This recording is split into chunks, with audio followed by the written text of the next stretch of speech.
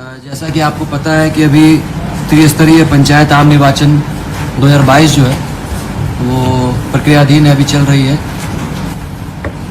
और इसमें प्रथम फेज़ 4 फेज़ में रांची ज़िले में निर्वाचन होना है।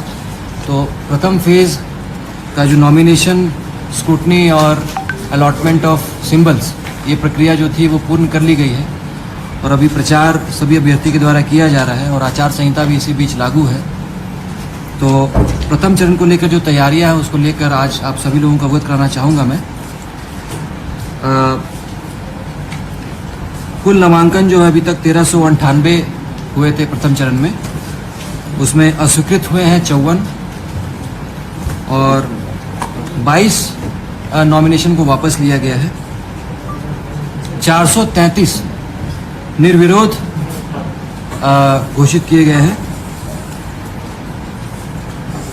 और निर्वाचन लड़ने के लिए अभी कुल 888 अभ्यर्थी जो है वो अभी मैदान में हैं।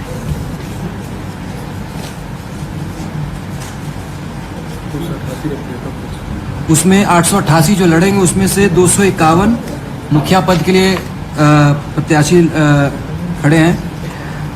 वार्ड सदस्यों के लिए 423 प्रत्याशी हैं। पंचायत समिति सदस्य के लिए 171, जिला परिषद सदस्य के लिए 43। हम लोग ने जिला प्रशासन ने जितने भी मतदान कर्मी हैं उन सभी लोगों की भी मैपिंग कर ली है।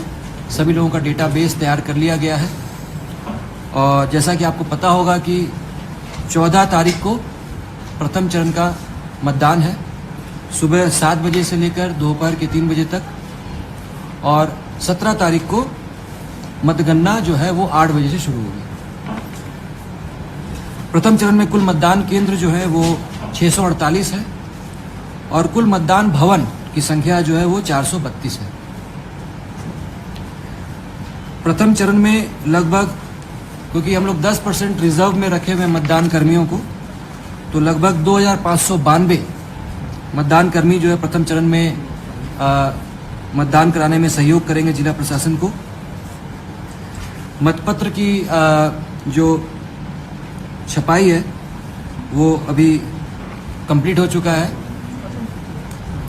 मतपत्र का रंग के बारे में आप लोगों को पता होगा, पर फिर भी मैं दोहराना चाहूँगा कि वार्ड सदस्य के लिए मतपत्र का रंग जो है वो सफ़ेद होगा, मुखिया पद के लिए गुलाबी, पंचायत समिति सदस्य के लिए हरा रंग और जिला परिषद सदस्य के लिए पीला रंग का मतपत्र तैयार किए गए हैं।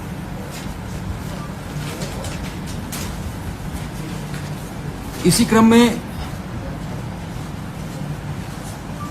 12 मई 2022 को 3 बजे से लेकर 15 मई 2022 सुबह के 7 बजे तक के लिए जो ड्राई डे रहेगा। इसके लिए आदेश जो है वो हम लोग शीघ्र जारी कर रहे हैं, बट आप लोगों को हम लोग एडवांस में आप लोगों को बता दिया गया है। इसी प्रकार जो प्रचार प्रसार है वो मतदान के 48 घंटे पहले से ही जो है वो प्रचार प्रसार थम जाएगा। पोलिंग पार्टी जो मतदान कर्मी हैं उनका जो पोलिंग मटेरियल है वो हम लोग 13 तारीख को डिस्पैच करेंगे मोराबादी के फुटबॉल ग्राउंड से, और पोलिंग के बाद, मतदान के बाद, दोपहर के 3 बजे के बाद जो पोल्ड बैलेट बॉक्स होगा वो बाजार समिति पंडरा के कैंपस में जमा किया जाएगा और 17 को जो मतगणना होनी है उसके लिए स्ट्रांग रूम और मतगणना की सारी तैयारियां जो है वो भी कृषि उत्पाद बाजार समिति पंडरा में ही की गई है। इसके अलावा सुरक्षा के पॉइंट ऑफ व्यू से मैं अनुरोध करूंगा कि एसएसपी साहब भी कुछ बताएंगे।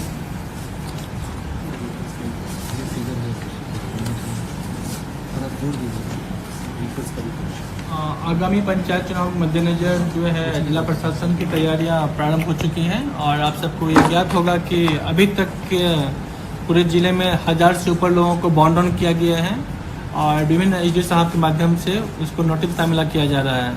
अभी तक ज़िले में 175 लोगों को जो है आर्म्स जो वेरिफिकेशन करवाते हैं, जो जमा करना होता है, प्रक्रिया पूर्ण हो चुकी है और आज से उसका आर्म्स डिस्ट्रीब्यूशन स्टार्ट हो जाएगा। जो इंटर स्टेट और इंटर डिस्ट्रिक्ट जो चेक पोस्ट होते हैं, जो नाका होते हैं, वहाँ पर राउंड द क्लॉक जो चेकिंग है स्टार्ट हो चुका है और 11 जगहों को लोकेट किया गया है जहाँ पे दिन रात पुलिस के द्वारा विशेष अभियान चलाए जा रहे हैं। अभी तक जो है जिला पुलिस के द्वारा संपूर्ण फर्स्ट फेज का और जो बूथ प्रोफाइलिंग है हो चुका है और इसके तहत सेंसिटिविटी प्रोफाइलिंग होता है, वल्नरेबिलिटी प्रोफाइलिंग होता है। उसके आधार पे हम लोगों ने हर बूथ को प्रयास किया है कि उसको आर्म किया जाए और वहाँ पे पुलिस के लोग रहें निश्चित रूप से। तो पुलिस का टॉप प्रायोरिटी ये है कि हम लोग जो एक उत्कृष्ट जो है सुरक्षा व्यवस्था हर बूथ को मुहैया करा सकें। इस पॉइंट ऑफ व्यू से 4 टायर ऑफ खासकर नक्सल इलाके में 4 टायर ऑफ सिक्योरिटी व्यवस्थाएं की गई है जहाँ पे ऑपरेशनल फोर्स भी रहेंगे, साथ ही बूथ पे फोर्स भी रहेगा, क्यूआरटी रिजर्व भी रहेगा और स्टैटिक पेट्रोलिंग के रूप में सुपर जो होते हैं सुपर जोनल वो लोग भी रहेंगे। कुल मिला के फर्स्ट फेज में तकरीबन 2500 के आसपास डिप्लॉयमेंट की व्यवस्था की गई है जो कि ऑलरेडी निर्वाचन आयोग से हम लोग को आदेश मिल चुका है। इसके अलावा कुछ ऑपरेशनल फोर्स की भी अनुमति हम लोगों ने मांगा है। हम लोग उम्मीद करते हैं कि ऑपरेशनल फोर्स के तहत उन नक्सली इलाकों में भी चुनाव व्यवस्था को शांतिपूर्ण संपन्न कराया जा सके जो कि भविष्य में नक्सल प्रभावित क्षेत्र रहे हैं। तो हम सभी उम्मीद करते हैं कि जिस तरह से हमारी तैयारी चल रही है और जिस तरह से जो हमारे पास इंफॉर्मेशन आ रहे हैं, जो स्टैटिक्स है और जो एबिलिटी फोर्स है, तो हम लोग बहुत ही एक शांतिपूर्ण तरीके से इलेक्शन करवाने में सक्षम होंगे। फिर से इस मंच के माध्यम से हम लोग बोल रहे हैं कि जो लोग भी किसी परिप्रेक्ष्य में इस निष्पक्ष और शांतिपूर्ण इलेक्शन में हम लोग का संकल्प है जिले में शांतिपूर्ण और निष्पक्ष इलेक्शन कंडक्ट करना हम लोग संपन्न कराएंगे। और जो भी ऐसे लोग हैं जो असामाजिक लोग हैं या असामाजिक संगठन हैं जिस व्यवस्थाओं को कहीं न कहीं प्रभावित करने की कोशिश कर सकते हैं, उनके खिलाफ हमारी तीखी निगाह है, उसको हम लोग कठोर एक्शन ले रहे हैं, आगे भी लेते रहेंगे। Any question please.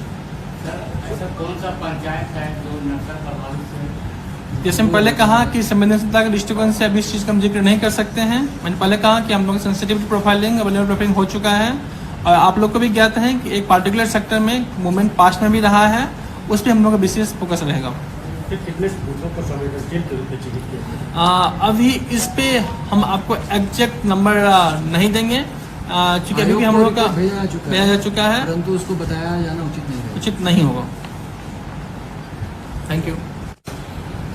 Any other question किसी को? एक जानना चाह रहे थे, जैसे अभी बैनर पोस्टर के द्वारा जो विज्ञापन हो रहा है उसमें जो नाम दिया जा रहा है उसका क्या लायबिलिटी होना चाहिए? जीएसटी वगैरह की कोई भी दे सकते हैं इसको? देखिए, जो एडवर्टीजमेंट होता है उसमें प्रकाशक का नाम होना चाहिए, पब्लिशर का। अगर मान लीजिए कोई कैंडिडेट के लिए उन्होंने छपवाया है तो जो पब्लिशर है उसका नाम अंकित होना चाहिए ताकि उस कैंडिडेट का जो एक्सपेंडिचर है उसमें उसको दिखाया जा सके। उसमें उसका क्या कोई जीएसटी वगैरह या कोई भी अननोन नाम दे देने से चल जाएगा? मान लीजिए बिल आपके यहाँ सबमिट होगा वो, तो उस बिल को आप वेरीफाई करेंगे ना कि कौन संस्थान के द्वारा? तो जो भी आपके रजिस्टर्ड या आपके जहाँ से बैनर पोस्टर बना रहे हैं उसका बिल लगना है। अब अगर वो बिल बना रहे हैं तो उसमें जीएसटी तो लेंगे ही ना, वो बिना जीएसटी के लेंगे तो जो बैनर बना के दे रहा है उस पर भी कार्रवाई होने की संभावना रहेगी। सर, मतदाता बूथ तक वोट करने पहुंचे, इसके लिए जिला प्रशासन व्यवस्था करेंगे? देखिए, मतदाता को बूथ तक पहुंचाने का कोई प्रावधान नहीं रहता है, ये टोटली वर्जित रहता है। कोई भी अभ्यर्थी, कोई भी समाज सेवी भी किसी के लिए ट्रांसपोर्ट की व्यवस्था नहीं करता है, उनको अपने निजी ट्रांसपोर्ट से ही आने की व्यवस्था की जाती है। इसमें प्रशासन की तरफ से कहीं कोई व्यवस्था नहीं की जाती है। हाँ, बूथ पर पानी की व्यवस्था और जो भी रहती है गर्मी को लेकर उसकी व्यवस्था की जाएगी, बट किसी तरह का किसी अभ्यर्थी के किसी भी मतदाता को लाने के लिए कोई प्रावधान नहीं।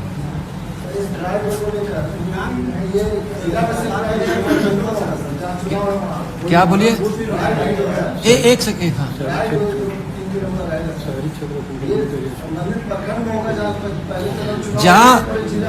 जहाँ आचार संहिता लागू हुई है ग्रामीण क्षेत्र में, हाँ पूरे 18 शहरी क्षेत्र छोड़कर। सर, मेरा एक सवाल है कि ग्रामीण क्षेत्र में जो दूर दराज इलाके जो विकलांग है, जो चलने वाले, वो वोट कैसे देंगे? उनके लिए क्या? चलिए आम लोगों के लिए तो भाई उसके लिए आप वो आ सकते हैं, जो नहीं आ सकते उसके लिए क्या है? देखिए अपने निजी व्हीकल से आने के लिए सभी सक्षम हैं, और जहाँ तक लोकसभा और विधानसभा चुनाव होता है तो उसमें स्वीप कार्यक्रम कराया जाता है निर्वाचन आयोग के द्वारा, और उसमें कई तरह की छूट दी जाती है और दिव्यांगों के लिए स्पेशल डायरेक्शंस आते हैं, परंतु पंचायत चुनाव में ऐसा कोई डायरेक्शन हम लोग को प्राप्त नहीं है।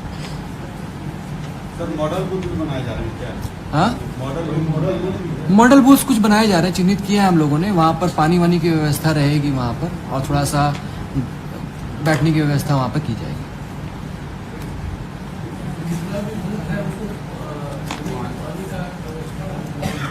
सभी जगह पर बेसिक मिनिमम फैसिलिटी जो है उसका आकलन कर लिया गया है, और ज़्यादातर बूथों पर सभी जगह पर हम लोगों ने जो हैंडपंप है वहाँ पर, जहाँ पर नहीं है वहाँ पर ऑल्टरनेटिव विकल्प की व्यवस्था की जा रही है।